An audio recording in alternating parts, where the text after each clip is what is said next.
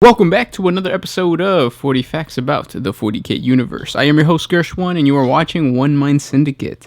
Today we're going to be doing a viewer request. You guys requested for a 40 Facts video about the Rogue Traders. So let's get into 40 Facts about Rogue Traders. Rogue Traders are unique and powerful human individuals who serve as a combination freelance explorer, conquistador, and interstellar merchant for the Imperium of Man. They are hereditary Imperial servants and nobles, given a starship, a crew, and in some situations, troops of the Imperial Guard. They are heretically Imperial servants and nobles, given a starship, a crew, and troops of the Imperial Guard to use to their full advantage. In some very rare cases, they are given the contingent of Space Marines. Their purpose is to roam those worlds of the galaxy that still lie beyond Imperial control or knowledge. The million or more human-inhabited worlds the Imperium controls are but a tiny fraction of the galactic whole. There are fringes and halo zones, remote areas where the Astronomica does not reach. Most of the Milky Way galaxy remains unexplored, unknown, and extremely dangerous even in the late 41st millennium. The potential of new worlds, alien civilizations, and unimaginable resources made necessary a class of free-ranging Imperial agents known as the Rogue Traders. With a license given to them by the Adept Terra, the Rogue Trader is free to explore the far regions of the galaxy, the area where the Astronomica does not reach, and those areas within its reach as yet unvisited by humanity. Operating in isolation from the central authority of the Imperium, the Rogue Trader must decide how to react to an alien culture, new discoveries, and threats. If he judges an intelligent Xenos race to be potentially dangerous, he may attempt to destroy it, or to gather as much information as he can so that others could do so. If he decides a race may be of use to humanity, he may attempt to make contact and establish relations. If merely rich in technology or minerals, a planet may be plundered. The Rogue Trader will return to Terra laden with treasures of space, alien artifacts, rare and precious minerals, and undreamt of technology. Many Rogue Traders are individuals who have reached a position of power within the Imperium's governing hierarchy.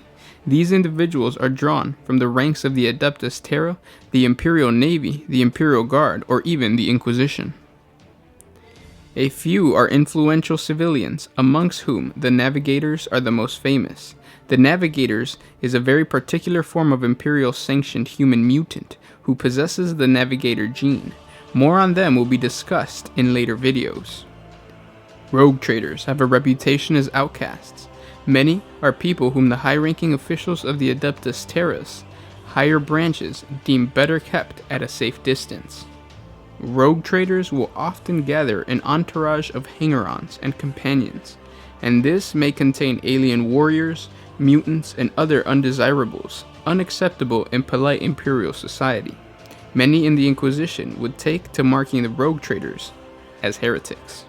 Some Rogue Traders are relatively poor, possessing a single ancient and dilapidated starship. Others are incredibly wealthy and powerful, and have whole fleets of warships and entire private armies at their disposal.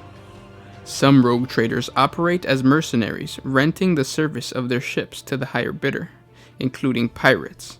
Other Rogue Traders are in Imperial organizations like the Adeptus Mechanicus, the Imperial Guard, or the Inquisition.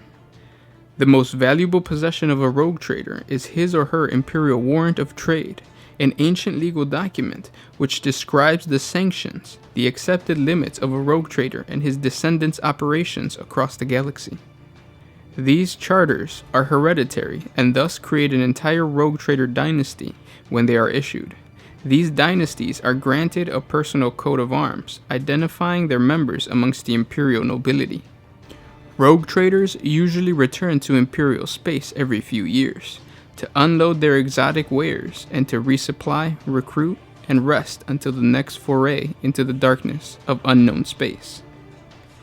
During these periods, they may come into conflict with other members of the Adeptus Terra or the Inquisition. Rogue Traders wield incredible power, and it is easy for them to forget that once back within the Imperium, they do not have the free rein to act as they wish. This attitude will draw attention from authorities. Many rogue traders dispute the right of the Imperium to exercise authority over them. As men who have wandered among the alien stars and conversed with all manners of cultures, rogue traders are viewed as susceptible to all kinds of heresies, from wayward philosophies to infections by alien creatures or possession by warp entities that live in the darkness between the stars. All of these factors can lead to violent confrontations, particularly if the rogue trader has knowledge or an artifact that the others within the Imperial hierarchy of equal or greater power want. A great many rogue traders have served in the Imperial Navy. This is hardly surprising, as they are expected to command entire armadas of void ships, and few would wish to delegate such responsibilities to subordinates. Many rogue traders are exceptionally skilled captains of their vessels and admirals of their fleets, able, even keen to take on enemies, the likes of which may never have been encountered by the Imperium, and emerge victorious. Many rogue traders who have once served in the Imperial Navy maintain a network of contacts across the sector in which they serve and beyond. As such, they might be able to call upon old friends, perhaps individuals they served beside, or officer cadets. Most rogue traders prefer to get by on their own skills and only call in such favors when things get desperate. Many prefer not to call in the favor from an old contact recently made a Commodore, when the same individual might one day be a High Admiral, and therefore able to provide even greater aid. Rogue traders from a naval background often maintain the trappings of their former ranks, ornamented with all manners of additional finery. Thus, a rogue trader might wear a formal dress coat similar to that worn by a High Admiral, complete with rows of medals and awards. Alongside a treasured Imperial Navy cutlass, he might carry a sword of unknown yet unmistakably Xenos manufacturer, or bear other weapons traded with or stolen from any one of the hundreds of bizarre societies he encounters. The Imperial Guard is another imperial institution from which rogue traders may be drawn. Those who have risen above service in a single regiment might be granted a warrant of trade to take their crusade beyond the borders of the Imperium space and out into the great unknown. These individuals are not only masters of ground-based combat, but gifted in the art of strategy. Some become great admirals as well as great generals, while others have the foresight to delegate command of their vessels to underlings, concentrating their own skills on bigger strategic pictures.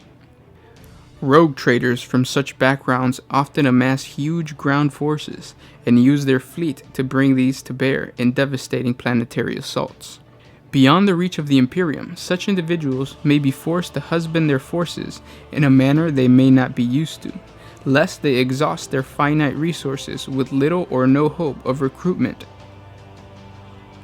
Should the ground forces suffer high losses, the rogue trader will be forced to recruit from those worlds he has conquered. In the case of human societies, rediscovered after generations of isolation from the broader galaxy, he may establish a system of feudal duty, whereby the planet is required to send its warriors to serve in his fleet, or serve in his armies. Some rogue traders have even resorted to recruiting the services of alien mercenaries or auxiliaries, a practice highly frowned upon by the authorities of the Imperium. Out beyond the fringes, however, rogue traders are a power entirely unto themselves. In appearance, these militant rogue traders may vary hugely.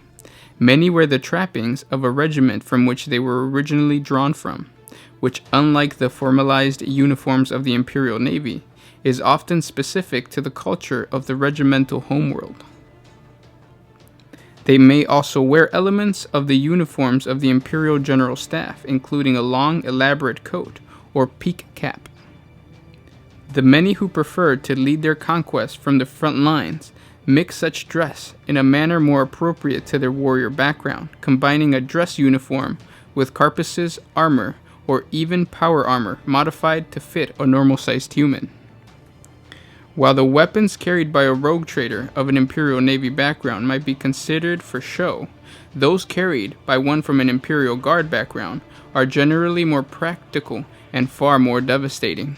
These weapons could have been handcrafted for them and covered in elegant engravings, or was recovered from the body of a defeated foe and kept not only as a trophy, but valued for some unique destructive capabilities it possesses.